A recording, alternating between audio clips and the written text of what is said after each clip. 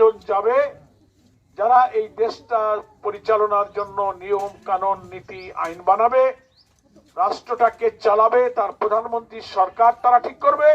অর্থাৎ রাষ্ট্র কাদের হাতে গেলে ভালো হবে সেই সিদ্ধান্ত নেবে হচ্ছে এই সংসদ সদস্যরা। তাহলে এই নির্বাচনটা খুব গুরুত্বপূর্ণ না? এটা কিন্তু চাইলগাম রাস্তাঘাটের নির্বাচন না। যদি আমরা ভোট দিই, সৎ লোক, আল্লাহকে ভয় করে, নেক মানুষ, দিনদার, মিথ্যা বলে না, হারাম করে না, চুরি করে না, সহিংসতা করে না, সন্ত্রাস করে না, দলীয়করণ করে না, মানুষের প্রতি ইনসাফ সুবিচার করে, আমরা যদি 300 জন লোককে এরকম চরিত্রে দেখে নির্বাচিত করতে পারি, তাহলে দেশের আইনটাও সেরকম ইনসাফপূর্ণ আইন হবে। প্রধানমন্ত্রী যে হবে, মন্ত্রীরা যারা হবে, ডিসিএসপি, রাষ্ট্রের সব জায়গাতে এই সৎ মানুষ তখন থাকবে। আপনি যদি মিষ্টি ফজলিয়াম খাইতে চান, তাহলে আপনাকে ফজলিয়ামের চারাই লাগাইতে হবে, নাকি বলেন? তেঁতুল গাছের চারা লাগাইতে হবে, ফজলিয়াম পাবেন? পাবেন না।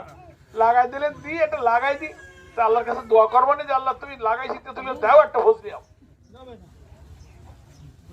সারা দিনও যদি তাহাজ্জুদ নামাজ পড়ে তেঁতুল গাছের গোড়ায় কান দেন, বড় পীর সাহেবের দোয়া করান, তো তেঁতুল গাছ থেকে ফজলিয়াম হবে? কেন হবে না বলেন তো? লাগাইছে তো তেঁতুল গাছ, ফজলিয়াম পাবেন কোথায়? ঠিক রাষ্ট্রটাও এরকম, আপনি যেমন শাসন চাবেন তেমন মানুষকেই ভোট দিতে হবে।